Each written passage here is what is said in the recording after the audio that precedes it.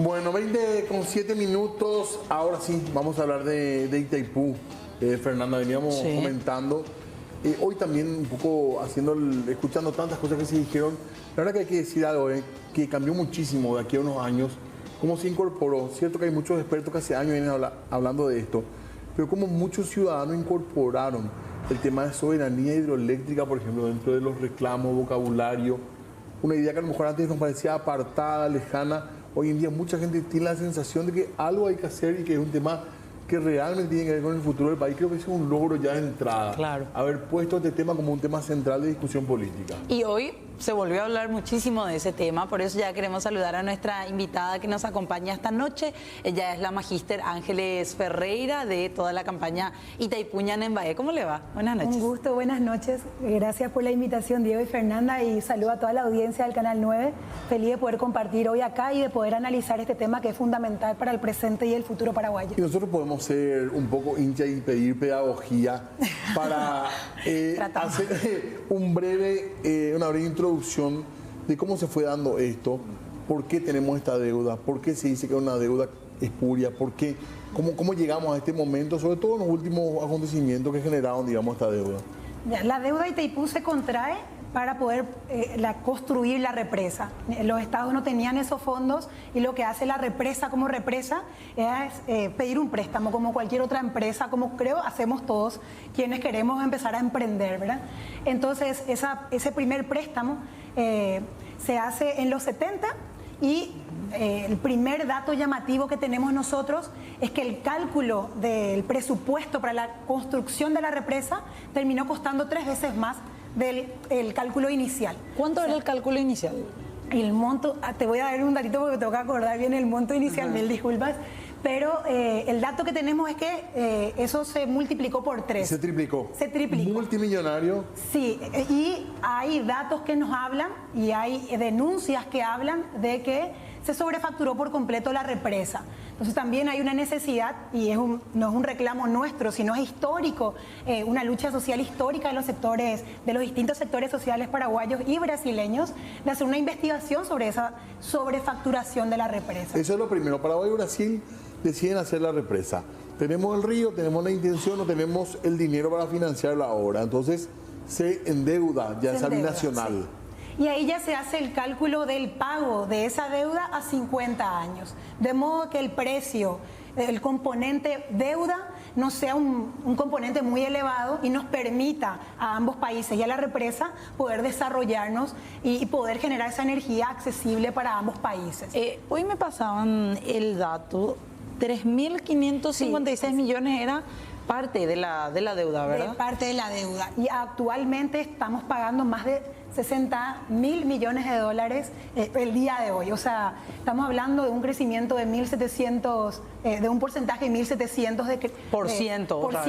de la deuda inicial. Que pagando todos los años. Que estuvimos pagando todos los años y que hoy, además, estamos celebrando, y lo digo entre comillas, como un logro de pago en tiempo y en forma de la represa, ¿verdad? No fue en tiempo y en forma.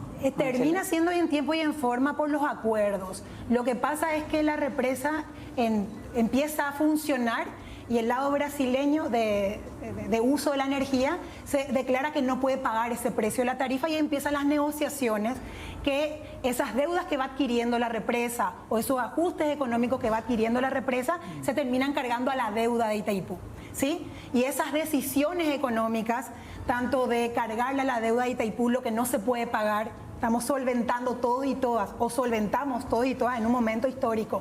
En la energía en Brasil, por ejemplo, también se tomaron otras decisiones como el paso. La deuda se adquirió en moneda brasileña en el tiempo, que cambia de nomenclatura. También la deuda cambia a dólares americanos, se ajusta a la inflación norteamericana, lo que hace que la deuda empiece a crecer. Es más, ¿Y los alrededores? En los alrededores, a ver, en los 80 y en los... Perdón, los acreedores, digo. Y el primer acreedor es Electrobras como empresa. Y luego empiezan las bancas internacionales, ¿verdad? Y ahí hay un informe de Contraloría del año 2021 que menciona mucho de esos acreedores. Y el informe data hasta inicio de los 90. O sea, estamos hablando de un periodo bastante amplio, ¿verdad? Entonces, hay pruebas, el Estado paraguayo tiene pruebas válidas para demostrar esta ilegitimidad y esta ilegalidad. En el informe de Contraloría no hay una investigación sobre la sobrefacturación de la represa, solo de las decisiones arbitrarias que se fueron tomando internamente en Itaipú en torno a este movimiento de la deuda, ¿verdad? Ese informe de la Contraloría dice que se hizo un pago ilegal, ¿verdad? Ese informe de la Contraloría abre como preguntas de por qué se tomaron algunas decisiones respecto en contra de Paraguay sobre todo. O sea, en un momento nosotros decidimos, desde el directorio de Itaipú, decidimos solventar, digamos, lo que Brasil no podía pagar, pero no se hace lo mismo en el caso paraguayo, en donde cuando la ANDE declaró que no podía hacer el pago en tiempo y en forma de la tarifa de Itaipú, sí, Itaipú le exige a la ANDE y le cobra intereses además cuando la ANDE empieza a ponerse al día con Itaipú. Y el informe lo que hace de Contraloría es dar un relato histórico con las pruebas y generar las preguntas. Porque hay que entender, y esto es lo que creo que es el primer desafío, y es que lo que venimos planteando, que tenemos nosotros como paraguayos y paraguayas en relación a Itaipú, es que esto se hace con firma y acuerdo de nuestros representantes paraguayos en Itaipú. O sea, no es que Brasil nos engañó, Brasil construyó, Brasil, es que ahí estuvieron presidentes, directores del lado paraguayo que firmaron y acordaron, ¿verdad? Entonces, hay mucha memoria histórica que hay que hacer con la deuda de Itaipú. Y esta plata, o sea, los recursos para poder cumplir con esta deuda que estamos viendo salen del bolsillo de los ciudadanos, no hay otro. Sí, de los ciudadanos, no hay otro ingreso. El pago de energía que hacemos nosotros los consumidores de Andes. Al final quienes pagamos somos los consumidores finales, lado paraguayo y lado brasileño. O sea, hay como un discurso que también es un mito que hay que desmentir, como que como Brasil consume más, Brasil termina pagando más del monto de la deuda. Pero hay que recordar que, por un lado, nosotros sí venimos pagando lo que consumimos, o sea, todos de nosotros y nosotras pagamos la deuda de Itaipú y todos esos intereses ilegítimos y corruptos. Y por otro lado, Brasil consume más en una cesión de energía. Ese es un recurso que estamos vendiendo al Brasil o estamos cediendo al Brasil. Entonces es un recurso nuestro. Si bien consume Brasil final, el pago igual corresponde de la energía al porcentaje paraguayo. O sea, es una pérdida económica para todos y todas. Hubo muchas dudas siempre sobre por qué se aceptó en el lado paraguayo una negociación que mucha gente durante mucho tiempo advirtió que iba a pasar esto. Hay una denuncia histórica y eso para nosotros es súper importante porque hay un aprendizaje de la organización social y ciudadana. Esto que decías vos al inicio me parece tan importante, Diego. Hay mucha gente que entiende lo de Itaipú y entiende lo importante que es. Está todo tan... Cuando nosotros iniciamos como campaña nos costó tanto entender algunos elementos y yo advierto a la ciudadanía cuando me escucha, hay un montón de cosas que todavía digo es que no tenemos ni la información ni todos los elementos para comprender, pero hay una claridad, hay un engaño clarísimo y un manejo a puertas cerradas de la represa en donde muy pocos paraguayos y paraguayas sacaron beneficio, en donde Brasil y las empresas posicionadas en Brasil, bien lo que es el Estado de São Paulo y los intereses enormes de las bancas brasileñas que prestaron a Itaipú, ¿verdad? O sea, ellos sí sacaron beneficio de Itaipú y creo que esa es la claridad. Después está la poca información que el Estado paraguayo nos ha dado en estos 50 años para poder entender todo lo que implica Itaipú y este es un desafío por eso y celebro que podamos hablarlo y cuesta mucho porque Itaipú toca todo, toca energía, toca territorio, toca renta económica paraguaya y ahí lo que nosotros decimos, toca el poder político paraguayo. Entonces es abordar demasiadas cosas al mismo tiempo, pero es importante que lo hagamos y yo creo que la ciudadanía tiene la capacidad de comprender todos estos elementos, por eso viene denunciando más espacio, más información, ¿verdad? Respecto a eso, hay mucho que no se conoce, decía usted. Sí. Parte de lo que no se conoce es qué exactamente se pagó con esos 63.000 millones que hoy terminan de pagarse. Hay información que tenemos e información que no tenemos. ¿Cuál es la que sí tenemos? La que tenemos son las decisiones en torno a... por ejemplo, en qué momento se iba a pagar a qué banco, los intereses que se acordaron, no nos queda claro por qué se tomaron esos intereses, los cambios de moneda que hizo crecer los intereses o las modificaciones del precio.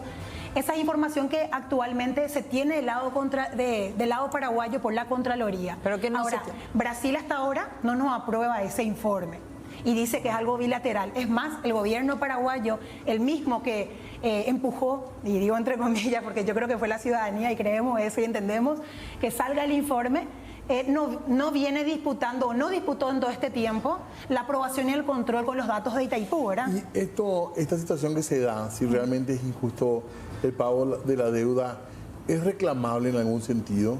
Podría ser reclamable. Acá hay una discusión política que hay que hacerla. Claro que es reclamable y algo que veníamos diciendo nosotros, no solamente nosotros, otras organizaciones también, es el cese del pago de la deuda y el uso de esos fondos en los últimos 2 años, con todas las pruebas que teníamos de esos fondos utilizar para otras cosas en Paraguay. Pero ya no pasó eso. Pero ya no pasó.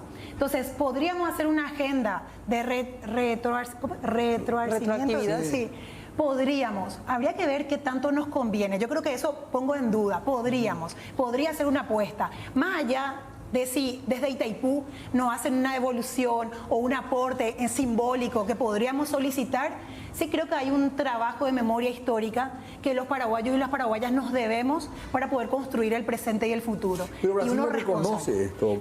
Brasil hasta ahora no reconoce, pero tampoco existe hasta ahora una agenda política desde el lado paraguayo que exija ese reconocimiento. Entonces tampoco podemos decir que Brasil no reconoce, porque tampoco se plantea, excepto presentarle, que no es lo mismo, que yo vengo y te presento y no te pido ni opinión y me retiro, es muy fácil, ¿verdad? Pero hasta ahora Brasil no reconoce que es una estrategia de Itaipú siempre como represa. Cuando uno de los dos lados presenta alguna denuncia en el marco de la binacionalidad, yo no respondo a esa denuncia. Ahora, ¿es llamativo que hoy se haya presentado como un logro o no? Se presenta como un logro desde el gobierno y eso a nosotros nos preocupa. Y porque se termina validando una deuda que fue contra los intereses nacionales, ¿verdad? Entonces, que se presente como un logro sin reconocer lo que tenemos prueba como Estado paraguayo es preocupante. Ahora, ¿qué nos permite esta fecha histórica? Es poder pensar qué aprendimos de este proceso y cómo elaboramos una estrategia para agosto. Agosto es mañana, o sea, el 2023 estamos ahora, las negociaciones estamos ahora y la oportunidad histórica es ahora. Entonces, entiendo y nos parece súper importante la memoria histórica, la reivindicación, posicionar y tener en la mesa de negociación el informe de Contraloría, pero tener en cuenta eso. Esto planteado, no sé si son los términos correctos, pero es el gigante que le aprieta al chiquito. Esa es un poco la idea que queda de la... Siempre queda eso con Itaipú y con nuestras relaciones con Brasil. Y eso venimos diciendo también nosotros como campaña, la necesidad de desconstruir estos mitos que se fueron. Itaipú tiene un montón de mitos. Paraguay solo puso el agua, estamos pagando 60.000 millones de dólares todos juntos, pero solo pusimos el agua. No tenemos territorio de reserva, pero solo pusimos el agua. O sea, hay muchas cosas que cuestionar. ¿Por qué es mitoso que los brasileños también pagaron? Porque ellos pagaron mucho, pero decía que la cesión... El 50% de la energía no correspondía a nosotros. Entonces, ese 50% que estamos cediendo tendrían que ser ingresos económicos, o sea, tendrían que ser ingresos económicos nuestros de forma igualitaria, de forma comercial. Entonces, es dinero que nos pertenecía a nosotros. De última, es como, sí, es dinero nuestro. Fernando, vos tenés material también para compartir de números y datos. Sí, ¿verdad? Ahí estamos compartiendo, que era un poco lo que ya comentábamos aquí con la magíster Ángeles Ferreira, que es lo que decíamos, ¿verdad? Desde 1974, este es el monto que se termina de pagar ya en total, ¿verdad? ¿Qué pudimos haber hecho con eso nosotros? 63.500 millones. Pero imagínate, digo, porque si vamos a la siguiente, que es ya lo que tiene que ver lo que comentábamos con ella, la última cuota son 115 millones de dólares. Y fíjate vos la diferencia que hay entre la primera placa y la siguiente, que decíamos de 3.500 millones, que era uno de los números más grandes, ¿verdad? Gran parte de la deuda. Si vamos a la siguiente, de 3.500 millones pasamos a pagar 63.000. Es un montón de diferencia. Sí, es mucho. Podríamos tener otro país en este momento, sí. Eso parece tipo eso que te dicen, ¿cómo que dicen con los autos? Un refuerzo anual. Sí, pero los refuerzos anuales nos salieron carísimos. Ahora, yo le consulto porque leí, no sé si estuve escuchando en realidad que otros referentes también hablaban de que en los primeros 10 años no se pagó como se debía pagar la deuda, ¿verdad? No, porque la tarifa, a ver, los primeros años lo que hace la represa es no pagar para empezar a ayudar a desarrollar los países, como una decisión política. ¿Y eso fue un error? Yo no creo, porque la idea de la represa, eso es muy particular, la idea de la represa era poder desarrollar ambos países. Lo que pasa es que en el lado paraguayo no hemos generado las condiciones, esto en el marco de la dictadura y los intereses de la dictadura sobre nuestros territorios, las condiciones para sacar provecho de ese momento histórico, ¿verdad? Y creo que es una agenda brasileña acompañada con un sector de élite paraguayo que se prestó a esa agenda también, ¿verdad? Y no brasileña, digo, como todos los brasileños, como un sector industrial que desarrolla San Pablo, porque hay un movimiento social brasileño que apoya esta reivindicación y viene acompañando. Hay apoyo brasileño. Hay apoyo brasileño y hay una conciencia ciudadana brasileña también en relación a esto. Y ahí digo ¿por qué lo del gigante? Porque Brasil tiene mucha dependencia. San Pablo es su estado por excelencia industrial. Y Itaipú es la energía más barata de ese estado. O sea, ellos no están negociando cualquier cosa, que es lo que nosotros todo el día escuchamos. Es que no es que parece que escuchamos sistemáticamente que para Brasil esto es poquísimo. Y Brasil está en una crisis energética ahora, que necesita reducir, por eso el apuro de Bolsonaro de reducir la tarifa a como dé lugar, ¿verdad? No fue solo una salida política buscando votos. No fue solo, es una necesidad económica real y que nosotros tendríamos que poder, no digo es aprovechar, sino poder construir una estrategia para poder comercializar esa energía, tener esa renta económica necesaria para desarrollar o industrializar nuestro país, por ejemplo. ¿Y por qué nos venden esa idea de que es Brasil el culpable de todo, que no son los políticos paraguayos históricamente? Y es la forma de lavarse las manos, ¿verdad? O sea, nunca somos responsables nosotros de quienes están en el poder, porque nosotros no somos los responsables de esto. Quienes han estado en el poder no son responsables, ¿verdad? Es como imposible negociar con Brasil. Hay que aceptar nomás esto. Imagínate lo grande que es. Pero el acta bilateral nos dejó un aprendizaje clarísimo. No sé si se acuerdan, las primeras intervenciones del gobierno paraguayo fue un acta como esa jamás va a dar vuelta a un país como Brasil. Dieron días de movilización social y el gobierno de Mario Abdo tembló y el gobierno brasileño dijo, dale, demos vuelta. Buscaron otra estrategia. Nunca vamos a saber qué estrategia. Si Brasil quiere ser un líder regional, tampoco puede quedar en una situación de que está explotando. Necesita nuestra energía en este momento. O sea, necesita, eso está clarísimo. Pero en términos políticos también, digo, Brasil no puede quedar como el país que le está apretando, como estábamos diciendo, el gigante del Chico. Sí, no puede, no, por ningún lado le conviene. Y que Brasil no se está jugando solo la energía. Nosotros entendemos por la ubicación de Itaipú, es que el contrabando de ese territorio, el narcotráfico de ese territorio, la relación política entre Paraguay y Brasil, es que realmente Itaipú toca absolutamente todo en Paraguay y hay una necesidad de plantearlo en la hoja de ruta país y poder pensarlo de esa forma. Y creo que hay un interés de hacerlo ver siempre como responsabilidad y como imposible Brasil y nunca hablar del todo. Porque, ¿qué estuvimos hablando? Direccionado por el gobierno de la tarifa, si es alta, si es baja, pero nunca hablamos de todo lo amplio que es Itaipú y de todo lo que puede significar y lo que significa actualmente para Paraguay Itaipú en nuestro momento. Después de esto, ¿usted cree que debe de cerrarse ese capítulo de impunidad? Se podría abrir una investigación ya. Ahora decimos, ya se pagó todo. No, muchos te van a decir, no se puede llorar sobre la leche derramada, pero amerita, ¿creen ustedes? Es necesario, amerita. Y tenemos las pruebas y hemos iniciado las pruebas, ¿verdad? O sea, hay un informe de Cancillería que habla, que nombra a algunos representantes paraguayos. Tendría que ser el primer paso para otro proceso de investigación. Pese a los años. Pese a los años, porque hay una necesidad, en Paraguay hay una necesidad de justicia muy clara. Y es algo que estaban hablando recién ustedes. Nosotros no podemos seguir construyendo en el marco del olvido de todas las injusticias. Acá hay responsables que tienen que responder para que también nosotros podamos construir otro discurso del desarrollo nacional. Porque sin eso es imposible pensar otro manejo de la represa. Y con respecto a esto, dicho esto, que creo que es sumamente importante, repasando un poco esto, a partir de ahora, ¿qué hacer con la energía? ¿Qué va a significar en términos económicos haber cancelado la deuda para el Paraguay? En términos prácticos, ¿qué significa esto? A ver, a partir de ahora mucho. Sí. Para nosotros es súper importante entender que ahora está lista como usina, ahora no es que requiere algo más de... Itaipú tiene, está lista. Itaipú tiene una inversión muy grande anual de cuidado de la represa técnicamente. Paraguay llega al 2023 con la infraestructura, y eso hay que celebrarlo. Se logró desde la ANDE, desde el sector público, que generar la infraestructura para extraer nuestro 50%. Podríamos usar todo hoy en día. No sé si usar, pero podríamos extraer. Podríamos extraer.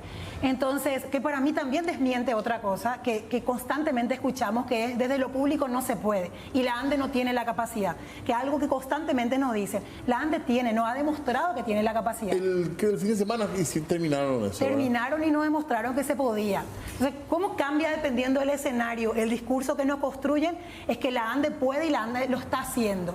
Una buena inversión en la ANDE que se puede generar desde Itaipú, esto podríamos nosotros desarrollar todo el transporte público paraguayo y haciendo desde la electricidad limpia y verde. O sea, sería un sueño, una necesidad tan sentida para todos y todas. ¿Qué abre ahora este momento, con agosto, la posibilidad de planificar lo que va a ser el precio de la tarifa, la mirada a Itaipú?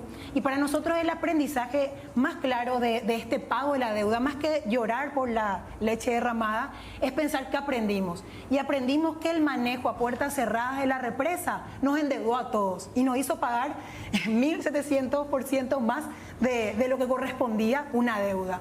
Y eso quiere decir que la binacionalidad no nos está sirviendo a todos y todas. Le está entregando el recurso más importante que tenemos como paraguayos y que mundialmente se tiene ahora, que es la energía, lo estamos entregando a 6 personas que deciden por todos nosotros. Entonces, creemos que hay que cambiar esa estructura de poder y estamos hablando y nos dicen, ¡ah! Eso es mucho, no se va a lograr. Siempre es el discurso, no se puede. Nosotros creemos sí se puede, hay un aprendizaje ciudadano muy claro con el acta bilateral, con la deuda, y hay que apuntar a esa hoja de ruta, ¿verdad? Hay mucha gente también muchos expertos que manejan el tema, porque uno escucha a mucha gente hablando de esto. Se nota que hay preparación en Paraguay también para afrontar. Faltaría decisión política. Digo, y eso que venía diciendo me parece tan fundamental, porque el otro mito que yo creo que tenemos los paraguayos y las paraguayas es que no hay gente preparada. Entonces es fácil que nos engañen. Mentira, Paraguay tiene la capacidad intelectual y académica. Cierto que necesitamos mucha mayor inversión en educación, yo no pienso discutir eso. Pero nuestros mejores ingenieros negociaron en Itaipú. No fue la poca capacidad académica o formación técnica. Un De Bernardi no era una persona no preparada. Los políticos que tenemos ahora están muy formados. No es una cuestión de formación académica, técnica. Nuestros técnicos en Itaipú son excelentes y hay que celebrar su capacidad técnica. Ahora sí hay una necesidad de mirar ese compromiso patriótico que tienen nuestros negociadores y una presión ciudadana porque evidentemente no están utilizando su capacidad técnica para el desarrollo nacional. Entonces, sin presión ciudadana, no importa quién esté gobernando Itaipú, nosotros no vamos a tener garantía. Por eso la necesidad de cambiar y que haya un manejo más democrático y estatal de la represa, ¿verdad? Queremos compartir también con usted, aprovechar un poquito para hacer parte de esta conversación, lo que decía el director de Itaipú Lado Paraguayo, Manuel María Cáceres, y vamos a escuchar un poquito y después vemos qué evaluaciones y qué nos deja también lo que él mencionaba durante esta tarde en un acto en el Alto Paraná que se hacía justamente donde celebraban ellos finalmente la cancelación de la deuda de Itaipú. Finalizamos una etapa, se ha pagado toda la deuda de la construcción y estamos listos para los próximos compromisos. Creemos que esto va a dar una tranquilidad y mayor libertad para la revisión del anexo C y para otros componentes del tratado de manera de dejarlo de acuerdo a los próximos años. Esos acuerdos van a estar sobre la mesa y van a ser discutidos. Obviamente corresponderán a partir de agosto de este año y yo no quisiera adelantarme en eso. Obviamente la Itaipú apoya y va a estar acompañando todas las negociaciones. ¿El gobierno va a definir, va a resolver ese tema de la tarifa por este año? Nosotros estamos aguardando que asuman las nuevas autoridades para tener esa negociación. Nosotros quisiéramos que finalicen lo más rápido posible, pero estamos aguardando nuevos interlocutores que van a sentarse a negociar con nosotros. Paraguay siempre le beneficia más consumir toda su parte y a esa hay una proyección y tenemos que prepararnos para crear fuentes alternativas de energía también. El costo de la tarifa vamos a sentarnos a discutir ahora, así que esa es la negociación que tenemos en puerta con la nueva autoridad brasilera. Bueno, interesante lo que se viene. ¿Qué pasa con la tarifa? Porque usted decía, se centra mucho en eso, pero ¿cuál creen ustedes como miembros de Itaipuñana Embaé, usted particularmente también, se tiene que bajar ahora la tarifa? ¿Qué se hace con ese dinero que muchos dicen, bueno, ya no estoy pagando una deuda, ¿qué hago con la plata ahora que que ya no voy a usar para eso. Mira, parece que pateo la pregunta, pero no pateo la pregunta porque creo que hay que mirar la pregunta en un todo. Sí. Y eso es lo que me parece así súper importante, y aprovechando el tiempo y la disponibilidad de hablar, es que hablar del precio de la tarifa sin hablar del control de la represa y de un modelo de desarrollo nacional es un peligro. Porque ¿qué pasa si ahora bajamos la tarifa y comercializamos barato para todas las empresas? No generan trabajo. Las empresas que están utilizando en uso local, que es lo que el gobierno viene celebrando como uso local de la energía, son empresas extranjeras que no están pagando un precio alto por energía, no están generando trabajo, no están generando valor agregado a la materia prima. Si son data centers, bitcoins, que es un peligro. Entonces, ese uso local, energía barata y tarifa barata, que no le trae beneficios, no trae beneficios. Una tarifa alta que no genere mayor ingreso a la represa, que esté manejado a puertas cerradas, y es que históricamente no fue en contra, sirvió para la prebenda, los regalos políticos. Hoy sabemos, el candidato que estaba compitiendo con Santiago Peña fue nombrado en Itaipú con un premiazo como consejero, con un salario altísimo, sí, pagado por todos y todas nosotros y nosotras, ¿verdad? Eso no puede ser también, perdón. Sí, porque tampoco puede ser, porque recién estaba hablando de los técnicos de la Itaipú, y uno va a la Itaipú y hay ingenieros paraguayos que están manejando codo a codo con los brasileños, que supuestamente son los monstruos, pero nuestros también son los monstruos. Y una falta de respeto a esa formación también, que se tome ese tipo de nombramiento. ¿Por qué la Itaipú, que es una de las empresas más grandes del mundo, si uno mira lo que hace? ¿Por qué hay gente que no tiene ningún tipo de conocimiento para ocupar su cargo? Porque eso no puede continuar. La única propuesta que se tiene actualmente para Itaipú es la prebenda política y el manejo, uso y abuso de los recursos paraguayos. ¿Para qué sirvió históricamente? Para la prebenda, los regalos políticos, para solucionar los problemas políticos entre ellos. Entonces, la tarifa alta y crecer económicamente sin tener un control, y es que incluso nos puede ir en contra de nosotros, ¿verdad? O sea, perdón, para recapitular sí, nomás. No, quizás lo primero sería, bueno, bajamos la tarifa para todos chochos, pagamos menos la ANDE, listo. Pero sería miope quizás. Habría que pensar un desarrollo en base a lo que vamos a tener ahora. Sí. ¿Y qué proponen ustedes con eso? Abro otro debate, perdón. Y ahí, más que... Es que Paraguay, por el plan maestro de la ANDE, sabe que en el 2030 en adelante nos quedamos o utilizamos toda la energía que estamos produciendo en este momento.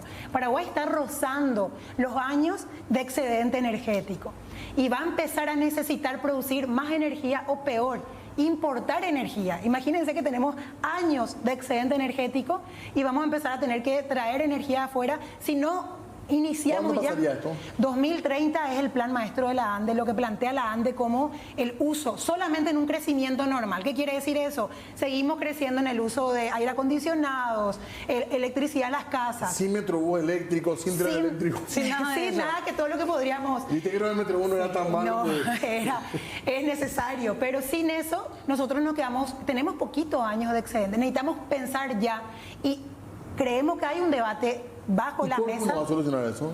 Y no por completo, no por las necesidades, no lo que plantea el plan maestro de la ANDE, no. Necesitamos, y Itaipú estuvo hablando y está iniciando investigaciones en el marco de las bandas solares, las placas solares.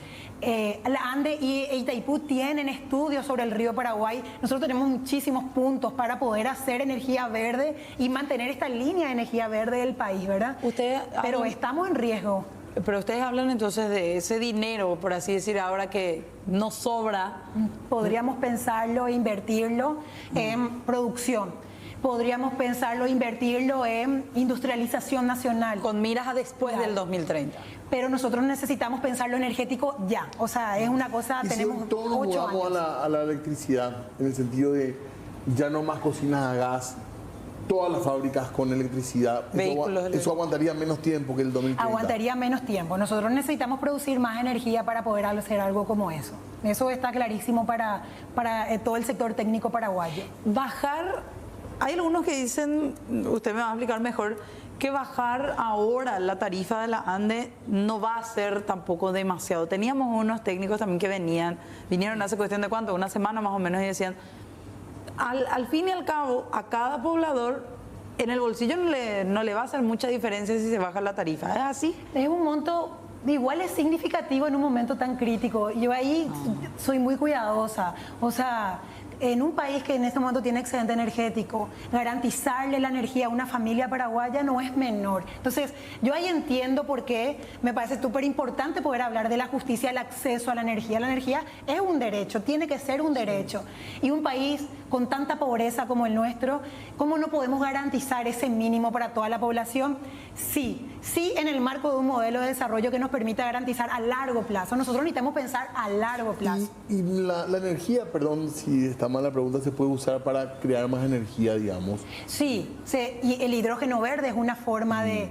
El tema con el hidrógeno verde es que es monocultivo y el monocultivo tiene consecuencias a mediano plazo con la tierra. Entonces, tan verde, es un debate que se está dando ahora, no es. En Paraguay se está haciendo muchos avances en hidrógeno verde, porque el hidrógeno verde es verde porque su primera energía es verde, que es la hidroeléctrica. Si es petróleo, ya deja de ser hidrógeno verde. Ahora, las consecuencias, y tendríamos que poder discutirlo también, no debemos un debate nacional al respecto. ¿Y alguna posibilidad de otra gran usina ya no hay en términos de caudal o sí?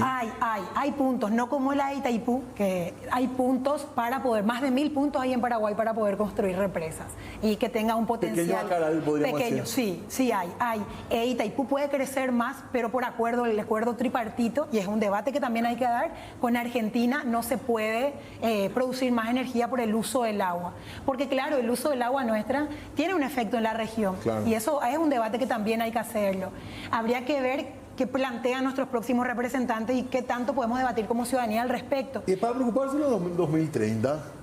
Es para preocuparse, sí, es para preocuparse. Ya no más. Por eso es para preocuparnos. 8, 7 años. Entonces, y eso me parece súper importante porque el próximo gobierno tiene que estar, nuestros representantes tienen que estar ya planteando.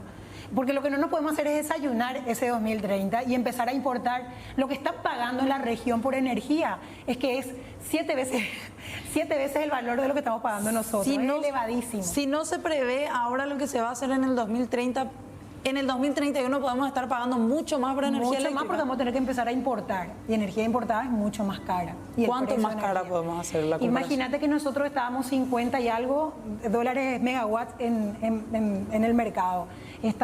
Uruguay llegó a pagar 200 en un momento. O sea, estamos hablando de un porcentaje muy elevado. ¿Nunca se le llevó a vender a Uruguay como...?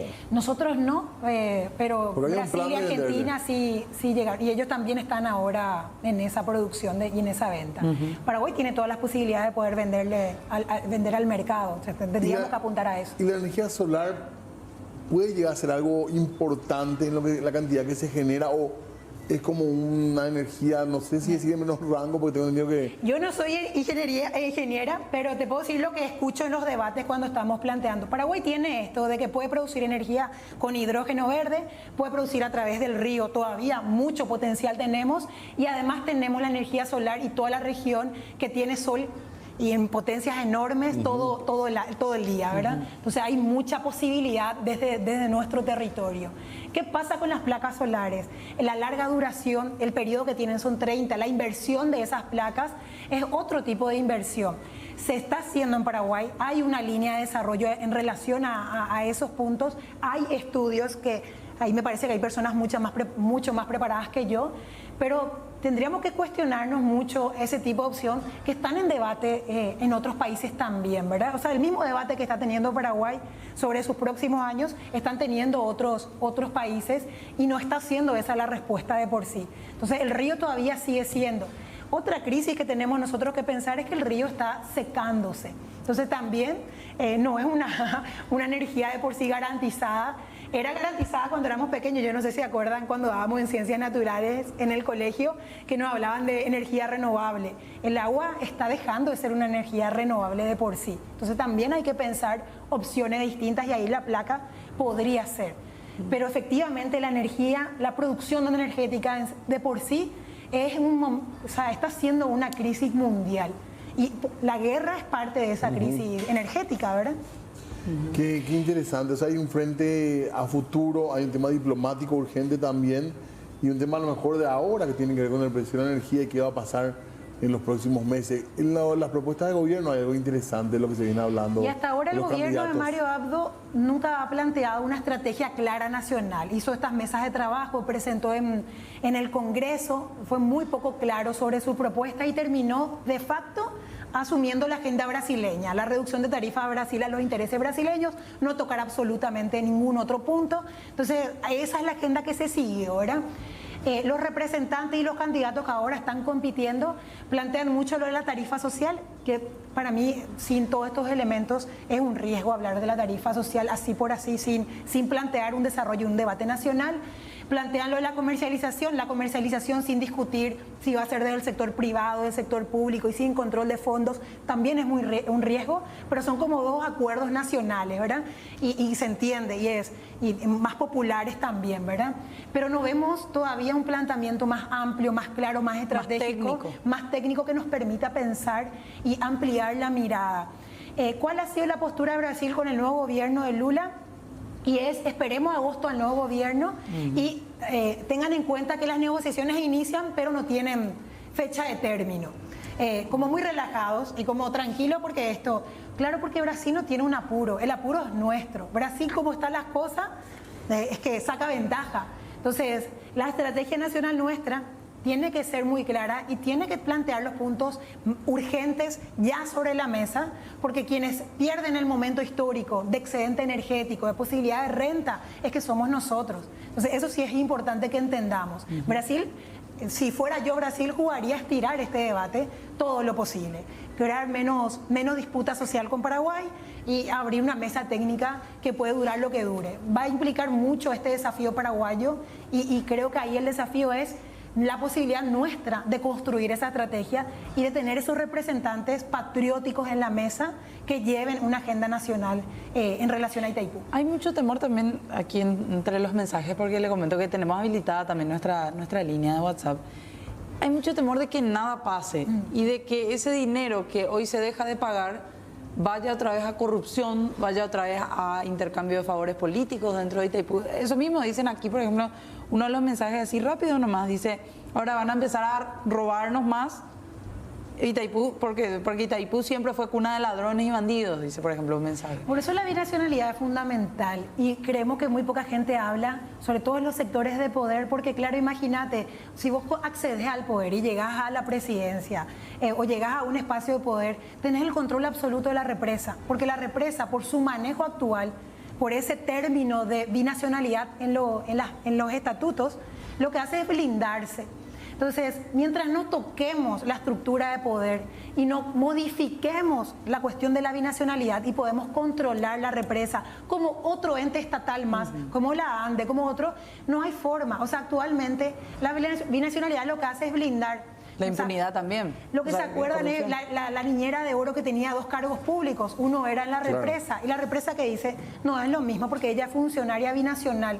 Entonces no se le puede denunciar. Pero se mejoró transparencia. Se mejora en los momentos por eso la presión ciudadana es tan importante, se mejora en los momentos de presión ciudadana.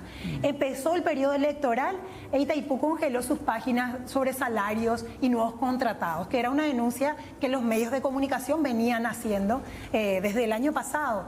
Entonces, se mejora siempre y cuando conviene tranquilizar las aguas, ¿verdad? Lo otro es que cuando presentamos lo de Contraloría, presentamos como Estado paraguayo, lo que hace el equipo directorio de Itaipú es decir, vamos a abrir una comisión de investigación interna para tener garantía, ni Paraguay ni Brasil, sino interna. Primero, luego, cómo uno se investiga a uno mismo. Eso ya es de por sí dudoso. Y segundo, dice, para investigar las cuentas de Itaipú en los últimos 5 años. Claro, ahí hay otro control ciudadano por el avance de los medios de comunicación, la presión ciudadana. Y hoy si uno encuentra la nómina, por ejemplo, no está actualizada. La última vez que yo accedí, pero que fue hace 2 meses, no estaba actualizada. Hoy, no sé, no me animo a comprometerme. Tarea para nosotros. Sí. Tarea para los medios de comunicación. Ahora, para ir cerrando, al menos de mi parte, ¿qué vida útil le queda a Itaipú? Itaipú se había planteado en 100 años de vida útil. Yo sé que hay investigaciones, no soy técnica y te puedo decir lo que hago, el seguimiento. Hay investigaciones y hay renovaciones del equipo para poder tener otro proceso histórico, digamos. Extenderle más la vida. Pero 100 años de vida útil es lo que se planteó en los inicios y es lo que una represa puede, ¿verdad? De ahí ya va a depender mucho la inversión y los avances tecnológicos. Yo no me animaría, me parece que hay gente que está más preparada para darte esa respuesta. Ahora, lo que sí tenemos de fecha límite es este plan maestro de la ANDE que nos marca el uso de nuestro excedente energético y la posibilidad del tiempo que tenemos o de vender y generar renta o de utilizar para industrializar el país y de generar nuevas fuentes de energía en Paraguay. Esa sí es una fecha súper clara para nosotros, cortita, de vida útil para en la cuestión energética en Paraguay. Qué interesante todo. Muchas gracias por venir y por haber charlado tanto tiempo. Perdón porque abusamos un poco, pero bueno, queríamos saber realmente hablar de todos estos temas, así que muy interesante. Un gusto y gracias por el compromiso de los medios de comunicación en esta tarea de informar y de concientizar. Bueno, sí, cada vez más claro me parece para la ciudadanía el tema de energía. Nosotros tenemos que hacer pausa. Hacemos breve pausa.